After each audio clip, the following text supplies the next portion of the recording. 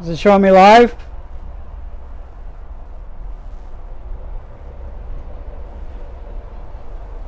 There it goes. Alright, cool. We're up and operational. Alright, it liked it that time, boys and girls. We finally got Facebook to decide to play well with others.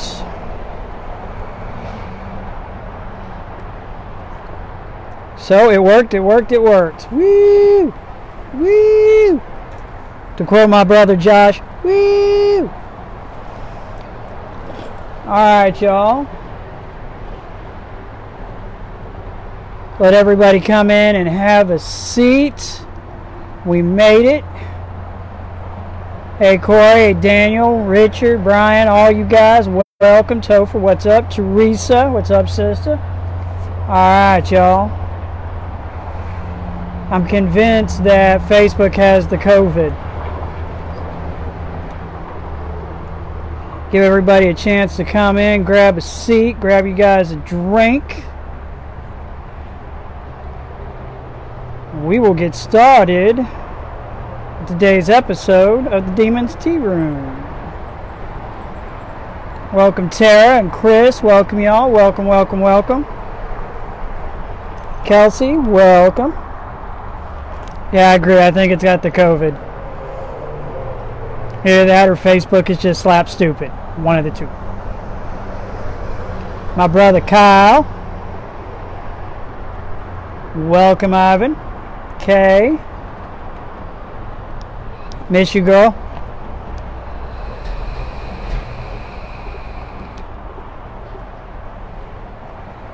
There's my other mother, Miss Julie Fox. Greetings all our brothers and sisters in Ireland. We're jealous. My sister Tiffany, welcome guys. Welcome, welcome, welcome. Come in and grab a seat.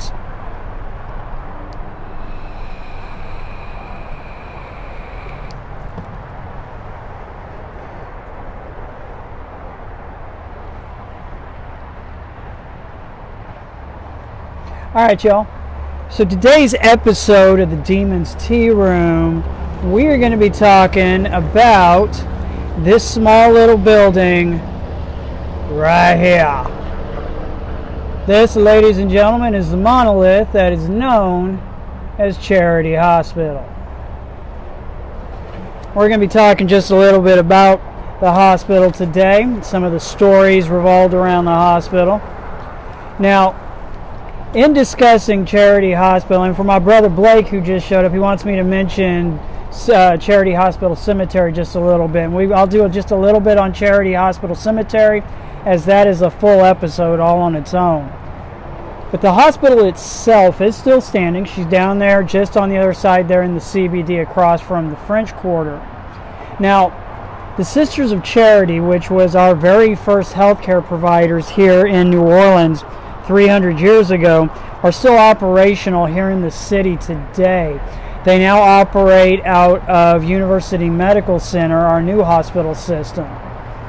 Now, the building that you guys just saw, Charity Hospital, was originally built in 1939. Now, there's been other buildings that have been Charity Hospital over the years, and they've been in different parts of the city. But this big monolith was built back in 1939, and when she was built, she had almost 2,700 beds. And the time of her construction, she was the second largest hospital in the continental United States, only beaten out by Bellevue Hospital there in New York. Over 70% of the locals and natives here in the city of New Orleans were born in that building. Now, Charity Hospital, like I said, still sits today and is still one of the premier examples of its type of architecture in the city. And it is a gorgeous, gorgeous building, and if you ever get a chance to stand in the footprint of Charity, it's awe-inspiring. She's huge. Now, Charity Hospital was in operation in 2005 when Katrina hit the city, and she was full. full of patients. They did not get a chance or had the ability to evacuate the hospital because nobody really figured it was going to be that bad. Well, it got that bad, especially when the levees broke.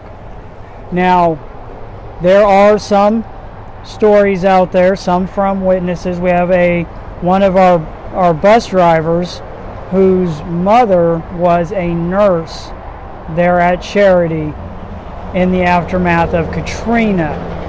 Now keep in mind, like most hospitals at the time, all of their backup generators, all of their utilities came into the basement area of the hospital. So when the levees broke, floodwaters came in, they lost everything. All their power, all of it, all the utilities. So now you've got nurses and doctors who are basically doing Herculean level type of activity, trying to keep their patients alive with no power, no utilities, 100 degrees outside, 98% humidity, and basically surrounded by floodwaters. Now, there are some stories out there, I don't know from personal experience, but we have gotten firsthand information that there were phone calls made from Charity Hospital to the command center that had set up disaster command there in the quarter, that they were telling incident command that there were survivors inside of Charity, because rumor has it that incident command thought the Charity had been evacuated when it had not. Got so bad, it got to the point that when the helicopters finally came in and started evacuating patients out of Charity, that helicopters weren't coming. So some of the doctors had to wade through chest-high water to go across the street to the LSU medical area, to their parking garage, to try and get the attention of some of the helicopters to let them know that there were survivors still inside Charity that needed to be evacuated. And some of these medical workers have been doing CPR off and on for days, trying to keep some of these patients alive. Now, they were all eventually evacuated out of Charity, and Charity stayed abandoned for the past 15, 16 years. Now, there's been many, many stories that have come out of Charity in that time. And one of the stories we're going to talk about today, again, no first-hand knowledge, I wasn't there, so I'm just partaking the story over to you guys. Now, one of those stories is that on the upper levels of Charity Hospital was the acute psychiatric facility, and it had an area for those patients that were too unstable to be in general population of OPP, Orleans Parish Prison. So, the criminally insane. Now, story has it that when Katrina hit, the hospital itself was on skeleton crew. And they basically locked up the acute psychiatric facility on the upper floors and basically had to abandon them in place. They were triaging patients. If that's true or not, like I said, y'all, I have no idea, but this is what's out there. Now, it's said that when the hospital was finally evacuated, a week and a half or so after the levees had break, that some of those patients were forgotten about up on the upper floors. Now, weeks go by, hospital's been abandoned, and our homeless population had moved into the lower floors of Charity. Now, finally, FEMA, and I know that's a dirty four-letter word, but FEMA moved in here into the city, set up operations, and both the city and FEMA decided they wanted to go into Charity to see what kind of conditions it was in, to try and figure out if they could get her ready to reopen. So story has it that they had sent in a couple FEMA doctors and scientists that were part of their mass disaster team to do an inspection to see how bad the damage was. And according to some of these doctors, when they got inside, they had found a fairly significant homeless population that had taken up residence on the first couple of floors of Charity. Now, where the story starts to get interesting is that one of the doctors said that all the elevators are out, of course, and so she had made her way up the east side stairwell to try and get up to the higher levels to inspect. And she noticed when she got to about the 5th floor landing of the stairwell that they had been blocked off from the outside. Tables and chairs and debris had been pushed up against the doors. She thought that was kind of curious. Went down, walked across the hospital, went up the west side stairwell. Same thing, blocked off. But in the west side stairwell, somebody had spray painted on the walls, "Do not enter, danger." So she went back down, went back left, reported it to her powers that be. They said, we don't, it's probably just the homeless people, trying to secure the area for some reason. You just let it go. We'll get back to it when we have enough people. So she said a couple of nights went by and she just couldn't. It kept going around her head. So she went back to Charity, went upstairs, went to the 5th floor landing, cleared away some of the debris, and made her way into the 5th floor. And as she's making her way through the 5th floor up to the 6th floor, she notices that the damage is really bad. Somebody's gone in and painted the walls black. There is Bible verses spray painted on the walls. And then she notices that she hears movement up on the 6th floor. She's starting to get a little bit nervous. Nobody's supposed to be in here. And she hears nervous, and she gets the overwhelming feeling that she's being watched. And so finally she looks through some of the debris, one of the walls that's been built up and torn away and all that. She notices a face staring at her through the debris. And she says, "Hey, I'm just here. I'm just doing an inspection. I'm not here to hurt you. Why don't you come out and talk to me?" When a young man comes out of the debris, naked as a jaybird, and he's walking really slowly towards her and kind of hesitates. She says, "Look, I'm not here to hurt you. I'm not here to hurt you. I'm here to help." And he tells her, "You got to leave. They're going to know you're here. You have to go. You have to leave." She says in the story, this is when she started hearing banging, like people smacking on pipes above them and coming down the stairwell. And she hears the west side door slam open and slam close. And the guy that she had found, the survivor, says, "No, you got to leave. You can't be here. We've got to go." She says, "You're coming with me." "Fine, but we've got to go." And she hears people talking down the corridor. And so she grabs this young man, they run out, they hit the east side stairwell, slam down, make their way out, run out down to the street, and finally make their way out of the hospital. She says, "Who's up there? What were we running from?" Them. She says, "How did you get up there? How long have you been there?"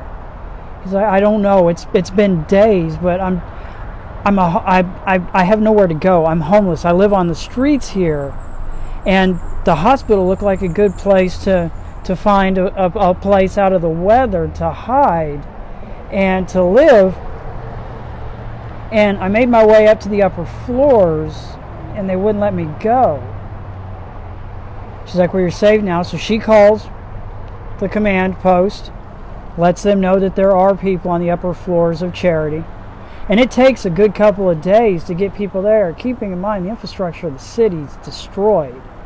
Finally, NOPD shows up, and they're going to go and try and clear the upper floors of Charity Hospital.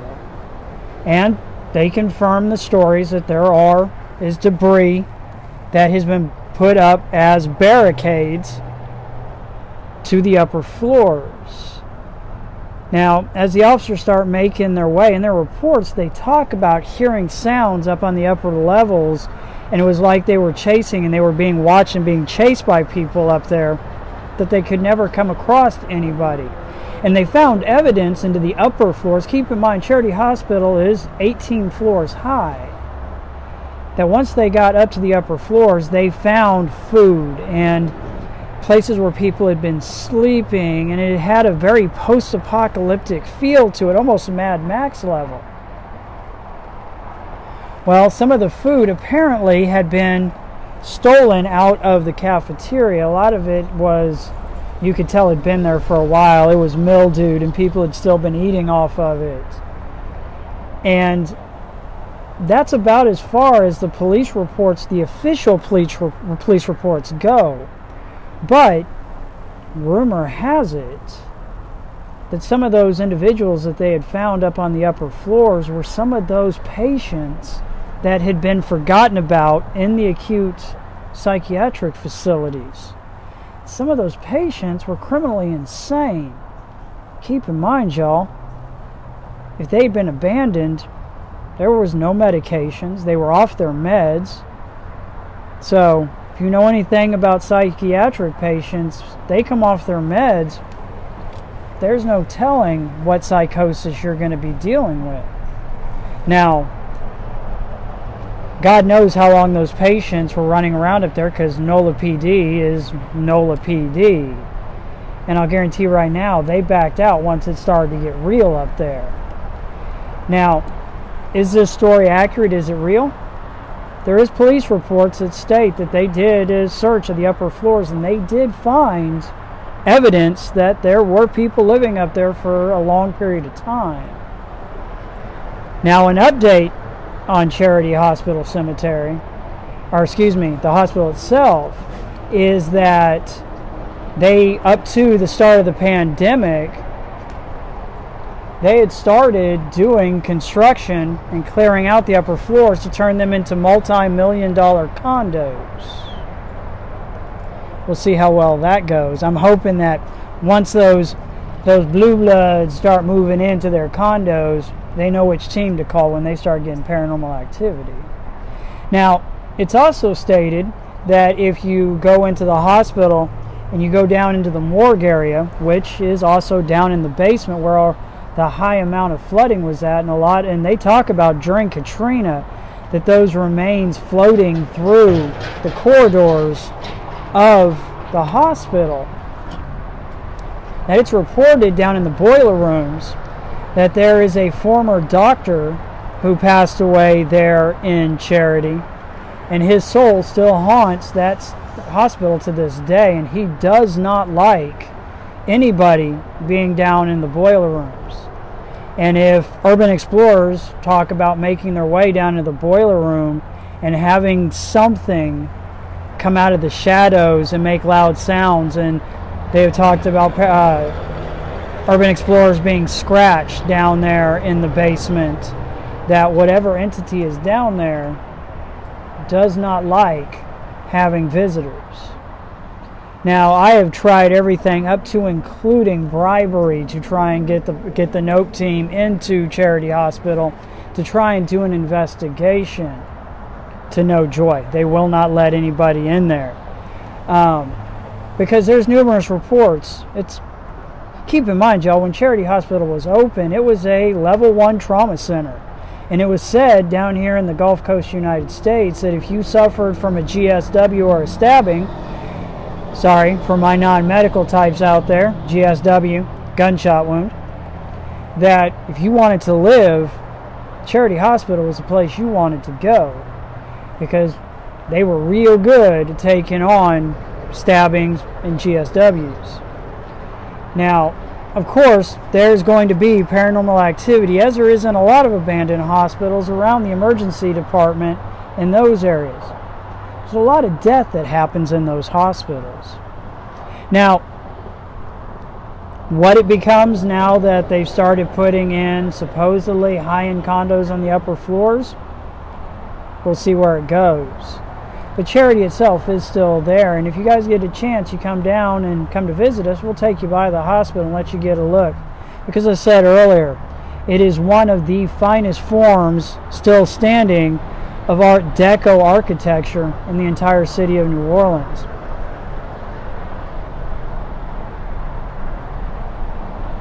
Now, yeah, Chris, you know there is a lot of black mold up inside of that hospital. And I don't think that anybody who'd been in there had been there for the past 15 years. Now, there is something that does happen around the holiday times here. You can find it. There's lots of news that goes around it that, and I'm dropping stuff all over the place, that there is somebody who makes their way up to the 15th floor and will put up a Christmas tree, little Christmas tree, up on the 15th floor with lights on it and a little solar generator to run the lights. And this has been happening for the past couple of years, and to this day, nobody knows who does it. Nobody's taking credit for putting it up there. City doesn't know who does it. Out here on the streets, everybody talking, trying to figure out who has put the Christmas tree up there. Nobody knows who does it. It just shows up. So, it did this past year. It was there again. There is some rumors that it is a former special operations, retired special operations individual who is able to sneak their way into the hospital, keeping in mind that there is 24-hour security on Charity Hospital as well as video cameras all around the perimeter. And nobody's ever been able to catch this guy. Now, I told Blake that I would mention just a little bit Charity Hospital Cemetery. Now, Charity Hospital Cemetery is actually about 2 miles away down Canal, close to the intersection of Canal and City Park Boulevard. And this is the locations of all of our mass graves here in the city. And I want to go deeper into Charity Hospital Cemetery, but I want to do that in its own episode, because we go out there every single night on our tours, as well as take the NOPE team in there on a fairly regular basis to do investigations. Yeah, Chris, I have seen that picture. There is also a picture there at the hospital somebody took, and I've had some of my guests take pictures from the ground level shooting up to the upper floor, seeing what looks like somebody standing on the upper floor. You see an outline of a person looking like they're staring down at us from the upper floors, and not having the ability to get in there and go chase down to see if it's a homeless person or somebody solid. I'm not going to sit here and tell you that it's something paranormal. Could it be? Sure. Would I want it to be? Hell yeah. But not having a chance to go up there and actually run and find out if somebody's up there, there's no way to confirm it 100%. No, actually we will be talking about Holt Cemetery down the line. We will also be talking about Delgado. And next week we'll be talking about Lindy Boggs Hospital, the former Lindy Boggs Hospital, the Methodist hospital here in the city that's been abandoned since Katrina. Yes, there is pictures up online. Put in the Google search, put in Charity Hospital ghost, and go to images, and you'll see pictures of the Christmas tree that's been put up there. So what I will do, I'll make you guys a promise. We will do an entire episode on Charity Hospital Cemetery, so I can go longer on some of my stories back there, because I've got some fairly intense personal experiences back in Charity Hospital Cemetery. Had 3 of my investigators attacked back there, myself twice. I've been scratched back there twice during investigations and during tours back in Charity Hospital Cemetery. And we're hitting about our 20-minute mark, which is where I kind of want to keep these for you guys, so that some of our people who are working can just jump in, take a little break, and keep them down to about 20-25 minutes, unless we are going for a really long subject here in the Demon's Tea Room. So I will make a promise that we will do Charity Hospital Cemetery. That'll be in an upcoming episode. As always, guys, we will post this up on YouTube. So if you guys have not had a chance, go on our YouTube channel, The Demon's Tea Room. Like us there, like this video, subscribe, hit the little bell so it will notify you when the next episode comes out if you guys have missed it. There are links, if you guys find it in your heart to donate to the cause and help the Tea Room out. Much mad respect to everybody who has donated so far. Every little bit helps, and we love you and thank you dearly for those. Also, update, we will probably, fingers crossed, be trying to do our test launch this evening of our live stream on Mixer, and I will post on my Facebook page again the links to our Mixer page so you guys can jump in and watch us live as we stream the Demons Tea Room. And we're going to be doing leather work as well as talking about all things paranormal, and just get a chance for everybody to hang out during this pandemic. So, update on the city. Things are pretty much the same as we knew. The numbers are going to jump as the testing comes in. City is still kind of like you guys can hear in the background. The freeway is right here. Most of that is 18-wheeler traffic, thank God. But everything is pretty much as we've talked about, status quo so far. Evie is still doing good. She is feeling better. I will not allow her off of the couch for longer than to go tinkle potty, as hard-headed as she wants to be. So that's like trying to keep a dragon in their cave. It is what it is. But she is starting to do, she is feeling a little bit better. But other than that, guys, we're still holding down the fort here. There's my sister. She is here, Miss Janice. My brother Cannon's here. We are holding down the fort and holding down the hot zone. So prayers and love to everybody out there. As I always say, y'all, keep your heads down, stay healthy, stay safe. Boost the signal. We need your help. Boost the signal, y'all. They can't stop the signal. Share this to all your friends out there. Get it out there across the verse. Boost the signal. So, guys, I'm going to let you go this afternoon. So, much love from here in the Demons Tea Room from me to you guys. Mad respect to all you guys out there. Stay healthy, stay safe. And I'll see you guys tomorrow. Same bat time, same bat channel. So, mad respect and love, everybody. See you guys on the flip side.